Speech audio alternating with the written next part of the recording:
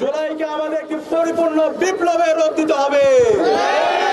জুলাই আমাদের শহীদরা জীবন দিয়েছে একটি পরিপূর্ণ বিপ্লবের জন্য, দেশের ফ্যাসিবাদী কাঠামোকে ভেঙে চুরমার করে দেওয়ার জন্য, রাষ্ট্রের নাগরিকদের নিরাপত্তা নিশ্চিত করার জন্য এবং দিল্লির যে দাসত্ব, দিল্লির গোলামরা গত 16 বছরে বাংলাদেশে যে ফ্যাসিবাদ কায়েম করেছে তাদের বিরুদ্ধে প্রতিবাদ প্রতিরোধ চড়াতে রাখার জন্য আমাদের এই জুলাই বিপ্লব হয়েছে।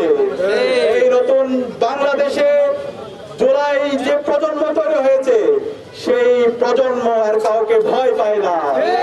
এই প্রজন্ম সবসময় ইনসাফের পক্ষে অবস্থান নেবে। এই প্রজন্ম জুলাইকে পরিপূর্ণ বিপ্লবে রূপ না দেওয়ার আগ পর্যন্ত তারা রাজপথে অবস্থান নেবে। সংগ্রামী সাথী ও বন্ধুগণ, আমরা আজকে 3টি দফা দাবি উত্থাপন করেছি এবং আমরা একই সাথে বলেছি এই 3 দফা দাবি যদি বাস্তবায়ন না হয় তাহলে অতি দ্রুত বাংলাদেশের প্রতিটি প্রান্তরে জুলাই প্রজন্ম রাজপথে নামবে। একই সাথে এই দাবিগুলো যদি বাস্তবায়ন না হয় স্বরাষ্ট্র উপদেষ্টা, আইন উপদেষ্টা এবং পররাষ্ট্র উপদেষ্টার পদত্যাগের দাবিতে বড় আন্দোলন শুরু হবে।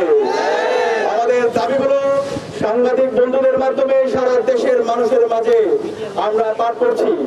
আমাদের প্রথম দাবি, আমাদের ভাই জুলাইয়ের সহযোদ্ধা, আগ্রাসনের বিরুদ্ধে, আধিপত্যবাদের বিরুদ্ধে তিনি সবসময় প্রতিবাদ প্রতিরোধ জারি রেখেছেন, শরীফ ওসমান হাদির উপর গুলিবর্ষণের সঙ্গে জড়িত প্রত্যক্ষ হামলাকারী, পরিকল্পনাকারী, সহায়তাকারী সকল সন্ত্রাসীদেরকে দ্রুত সময়ের মধ্যে গ্রেফতার করতে হবে। একই সাথে গোয়েন্দা সংস্থা সহ রাষ্ট্রের সকল সংশ্লিষ্ট অর্গানকে দ্রুত জবাবদিহিতার আনতে হবে। একই সাথে যাদের গাফিলতি প্রমাণিত হবে তাদের বিচারের মুখোমুখি করতে হবে।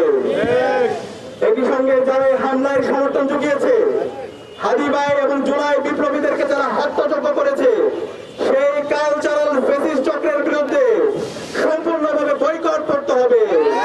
আমাদের এই কালচারাল ফ্যাসিস্ট চক্র আমাদের ভাই ওসমান শরীফ হাদি ভাইকে হত্যাযজ্ঞ করেছে এবং জুলাই প্রজন্মকে হত্যাযজ্ঞ করেছে। এই কালচারাল ফ্যাসিস্ট চক্রের বিরুদ্ধে আমাদের সামাজিকভাবে বয়কট করার জন্য বাংলাদেশের সবাইকে আহ্বান করছি। আমাদের 2 নম্বর দাবি, আগামী 48 ঘন্টার মধ্যে নিষিদ্ধ লীগের বিরুদ্ধে এলাকা ভিত্তিক চিরুনি অভিযান শুরু করতে হবে। নিষিদ্ধ ঘোষিত সংগঠনের বিভিন্ন স্তরের সকল সন্ত্রাসীদেরকে গ্রেফতার করতে হবে এবং সব ধরনের অবৈধ অস্ত্র উদ্ধার করতে হবে। এই বিষয়ে সরকারের অবহেলা আমরা আর সহ্য করব না। 3 নম্বর দাবি, ভারতীয় আধিপত্যবাদের বিরুদ্ধে প্রথম অপরিহার্য পদক্ষেপ হিসাবে খুনি হাসিনাকে দেশে ফিরিয়ে এনে তার বিরুদ্ধে মানবতা বিরোধী অপরাধের পদত্তর আইন কার্যকর করতে হবে।